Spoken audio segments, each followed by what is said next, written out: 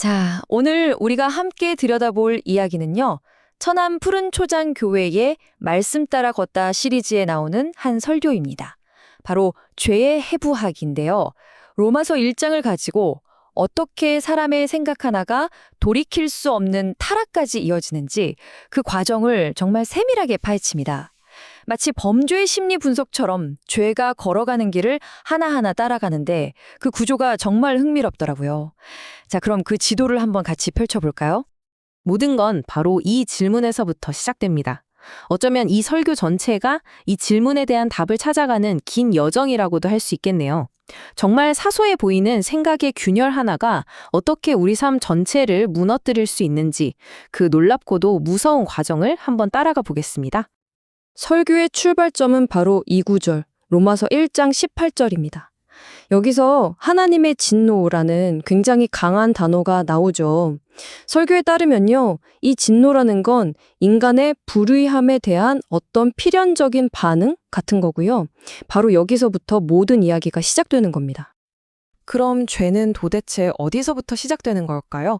설교는 그 시작이 눈에 보이는 어떤 행동이 아니라고 딱 잘라 말합니다. 그 시작점은 바로 우리 안, 보이지 않는 마음이 어두워지는 그 순간이라는 거죠.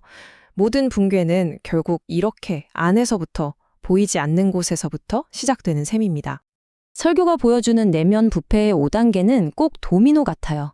첫 번째 도미노는 신을 알면서도 영화롭게 하지 않는 것. 이게 쓰러지면 당연히 감사가 사라지죠. 그 빈자리는 허망한 생각들이 채우게 되고요. 결국 마음 전체가 깜깜해지고 마지막엔 스스로가 아주 지혜롭다고 착각하는 교만에 빠지게 됩니다. 설교는 바로 이 상태가 가장 위험한 어리석음이라고 말하죠. 여기서 진짜 중요한 건 이 모든 게 아직 겉으로 드러나기 전 우리 마음속에서만 벌어지는 일이라는 점입니다.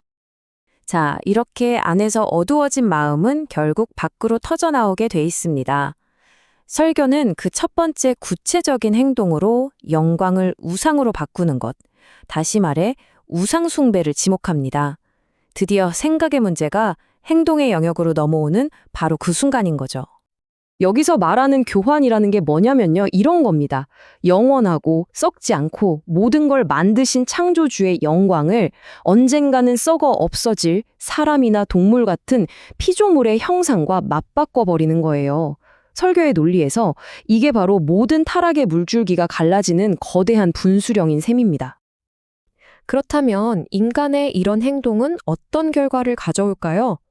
설교는 이 행위가 신의 아주 특별한 반응을 불러일으킨다고 설명하면서 다음 핵심 개념으로 우리를 이끌어갑니다. 자, 여기서 등장하는 심판이라는 개념이 우리가 보통 생각하는 거랑은 좀 다릅니다. 뭔가 적극적으로 벌을 내리고 이런 게 아니고요. 어쩌면 그보다 훨씬 더 무서운 형태를 하고 있어요.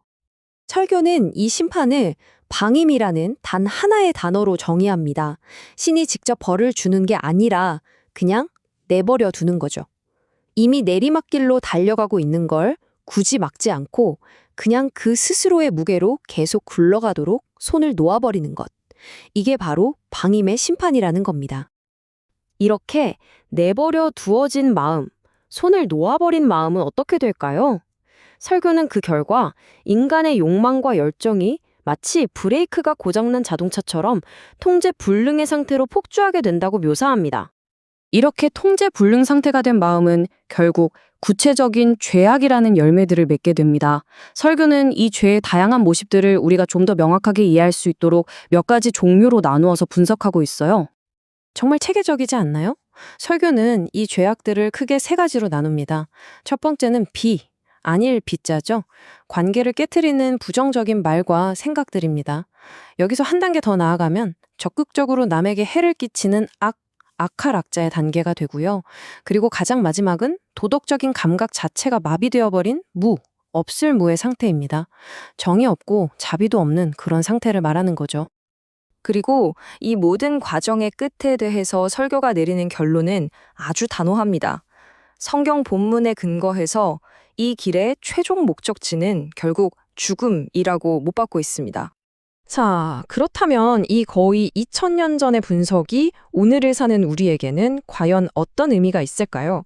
설교가 제시하는 현대적인 울림을 마지막으로 한번 짚어보겠습니다. 네, 바로 이겁니다. 왜 2000년 전의 죄에 대한 분석이 지금 우리에게 중요할까요? 설교는 이게 절대로 그냥 옛날 이야기가 아니라고 힘주어 말합니다. 설교는 로마서의 이 분석 모델을 오늘날 우리 사회에 그대로 가져옵니다.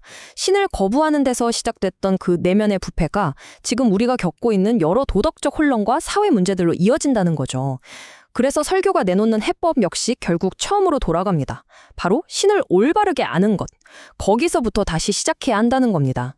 결국 이 모든 과정은 그냥 오래된 책에 적힌 기록이 아니라 지금도 우리 안에서 반복되고 있는 인간 행동의 패턴이라는 깊은 통찰인 거죠. 오늘 우리는 타락으로 내려가는 길의 지도를 아주 상세하게 들여다봤습니다. 그렇다면 다시 올라가는 길은 무엇일까요? 설교가 이렇게나 선명하게 그려준 이 내려가는 길은 역설적으로 우리에게 그 반대 방향에 대한 아주 깊은 질문을 던지고 있습니다. 이 질문을 여러분께 남겨드리면서 오늘 분석을 마무리하겠습니다.